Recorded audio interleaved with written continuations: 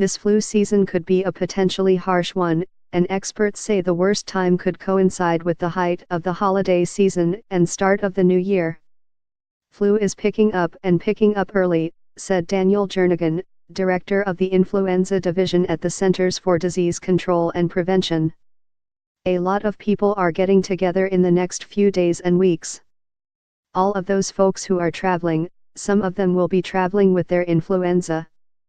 CDC's latest weekly influenza data, released Friday, shows more than 13,400 confirmed cases in the United States as of last Saturday. Widespread flu activity has been reported in 23 states.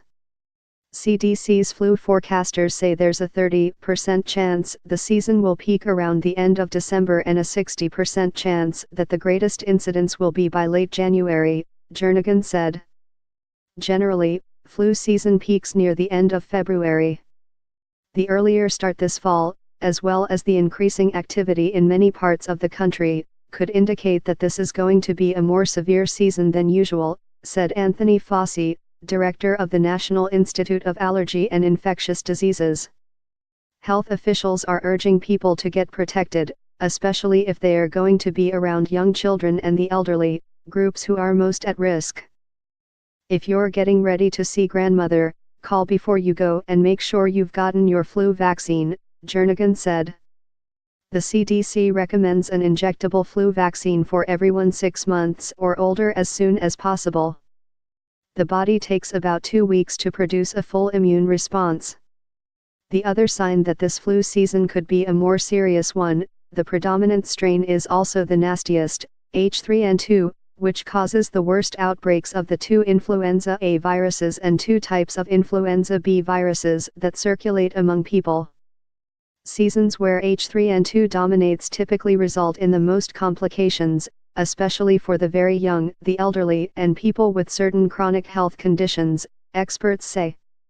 Of the viruses we hate H3N2 more than the other ones, Jernigan said. This strain, which has been around for 50 years, is able to change more quickly to get around the human body's immune system than the other viruses targeted in this year's seasonal flu vaccine. H3N2 was the predominant strain 3 years ago, when the flu season was particularly nasty. Most of the indicators are showing a pretty substantial rise that may be signaling an early season along the lines of 2014 to 2015, Jernigan said. Even in a good year, the flu vaccine isn't as good as most other vaccines.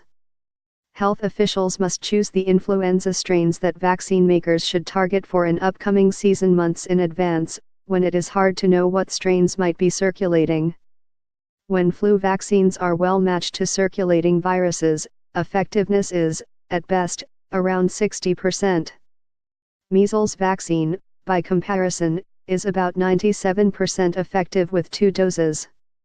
In a year when the circulating flu strains closely match the vaccine, that effectiveness rate means that about 3 out of 5 people who get shots are far less likely to become so sick that they require a visit to a doctor.